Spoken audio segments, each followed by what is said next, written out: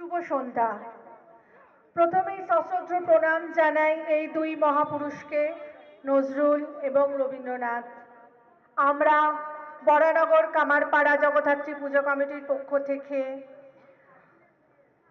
Baranagar United association club কর্তৃপক্ষকে জানাই আন্তরিক শুভেচ্ছা ও কৃতজ্ঞতা।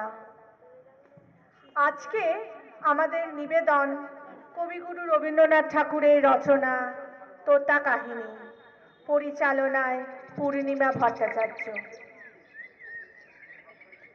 হারি রে রে রে রে আমায় ছেড়ে দে রে রে, যেমন সারা মন পাখি মনের আনন্দে রে, হারি রে রে রে রে আমায় ছেড়ে দে রে রে।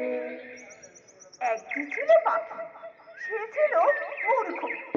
সে গান গাহিত, শাস্ত্র পড়িত না, লাফাইত উড়িত, জানিত না কায়দা কানুন কাকে বলে।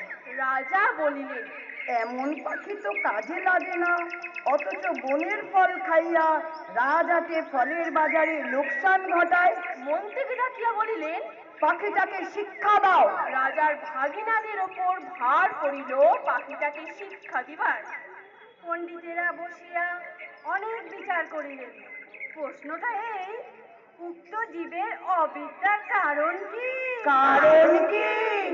সিদ্ধান্ত হইল, সামান্য খড়কুটা দিয়া পাখি যে বাসা বাঁধে সে বাসার বিদ্যা বেশি ধরে না, তাই সকলের আগে দরকার ভালো করিয়া খাঁচা বানাইয়া দেওয়া। রাজ পণ্ডিতেরা দক্ষিণা পাইয়া খুশি হইয়া বাসায় ফিরিলেন। শ্যাকরা বসিল সোনার খাঁচা বানাইতে। খাঁচাটা হইল এমন আশ্চর্য যে দেখিবার জন্য দেশ বিদেশের লোক ঝুঁকিয়া পড়িল। কেহ বলে শিক্ষার একেবারে হদ্দমুদ্দ, কেহ বলে শিক্ষা যদি নাও হয় খাঁচা তো হইল, পাখির কি কপাল, কি কপাল। শ্যাকরা থলি বোঝাই করিয়া বকশিস পাইল। খুশি হইয়া সে তখনই পাড়ি দিল বাড়ির দিকে। পণ্ডিত বসিলেন পাখিকে বিদ্যা শিখাইতে। নস্য লইয়া বলিলেন, অল্প পুঁথির কাম্য নয়। ভাগিনা তখন পুঁথি লেখকদের তলব করিলেন।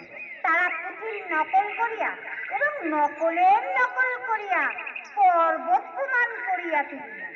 যে দেখিল সেই বলিল, সাবাস সাবাস সাবাস সাবাস। বিদ্যার ধরে না। লিপিকরের দল পারিতোষিক লইল বলদ বোঝাই করিয়া। তখনই ঘরের দিকে দৌড় দিল। তাদের সংসারে আর টানাটানি রইল না। অনেক দামের খাঁচাটার জন্য ভাগিনাদের খবরদারি সীমা নাই। মেরামত তো লাগিয়াই আছে, তারপরে ঝাড়া মোছা পালিশ করে ঘটা দেখিয়া সকলেই বলিল, উন্নতি হইতেছে, উন্নতি হইতেছে, উন্নতি হইতেছে। লোক লাগিল বিস্তার এবং তাদের উপর নজর রাখিবার জন্য লোক লাগিল আরো বিস্তার। তারা মাস মাস মুঠা মুঠা তনখা পাইয়া সিন্ধুক বোঝাই করিল। তারা এবং তাদের মামাতো খুড়তো মাস্তুতো ভাইরা খুশি হইয়া কোঠা পালাখানায় গদি পাতিয়া বসিল। সংসারে অন্য অভাব অনেক আছে, কেবল নিন্দুক আছে যথেষ্ট। তারা বলিল, খাঁচাটার উন্নতি হইতেছে, কিন্তু পাখিটার খবর কেহ রাখে না। কথাটা রাজার কানে গেল। তিনি ভাগিনাকে ডাকিয়া বলিলেন, ভাগিনা, একই কথা শুনি। ভাগিনা বলিল, মহারাজ, সত্য কথা যদি শুনিবেন তবে ডাকুন শ্যাকরাদের, পণ্ডিতদের, লিপিকরদের। ডাকুন যারা মেরামত করে এবং মেরামত তদারক করিয়া বেড়ায়। হিন্দুগুলো খাইতে পায় না বলিয়াই মন্দ কথা বলে। জবাব শুনিয়া রাজা অবস্থাটা পরিষ্কার বুঝিলেন। আর তখনই ভাগিনার গলায় সোনার হার চড়িল। বাহ বাহ বাহ। শিক্ষা যে কি ভয়ঙ্কর তেজে চলিতেছে রাজার ইচ্ছা হইল স্বয়ং দেখিন। একদিন তাই পাত্র মিত্র অমাত্য লইয়া শিক্ষাশালায় তিনি স্বয়ং আসিয়া উপস্থিত। দেউড়ির কাছে অমনি বাজিল শাঁখ, ঘণ্টা, ঢাক, ঢোল, কাড়া, নাকাড়া, তুড়ি, ভেড়ি, দামামা, কাশি, বাঁশি, কাসর, খোল, করতাল, মৃদঙ্গ, জগযন্ত্র। পণ্ডিতেরা গলা ছাড়িয়া টিকি নাড়িয়া মন্ত্র পাঠে লাগিল।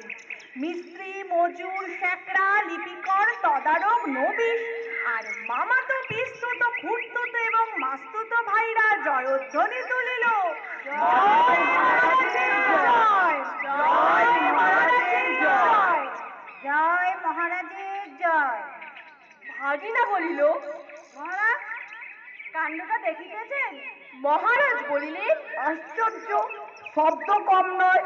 ভাগিনা বলিল, শুধু শব্দ নয়, পিছনে অর্থও কম নাই।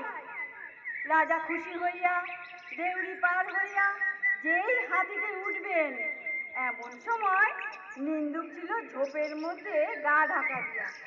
সে বলিয়া উঠিল, মহারাজ, পাখিটাকে দেখিয়াছেন কি? রাজার চমক লাগিল। বলিলেন, ওই যা, মনে তো ছিল না, পাখিটাকে দেখা হয় নাই। ফিরিয়া আসিয়া পণ্ডিতকে বলিলেন, পাখিকে তোমরা কেমন শেখাও, তার কায়দাটা দেখা চাই। চলো নিয়ম মতে, চলো নিয়ম মতে, চলো নিয়ম মতে, দূরে তাকিও নাকো, ঘাড় বাঁকিও নাকো, চলো সমান পথে, চলো নিয়ম মতে, চলো নিয়ম মতে। দেখা হইল, দেখিয়া বড় খুশি। কায়দাটা পাখিটার যে এত বেশি বড় যে পাখিটাকে দেখাই যায় না।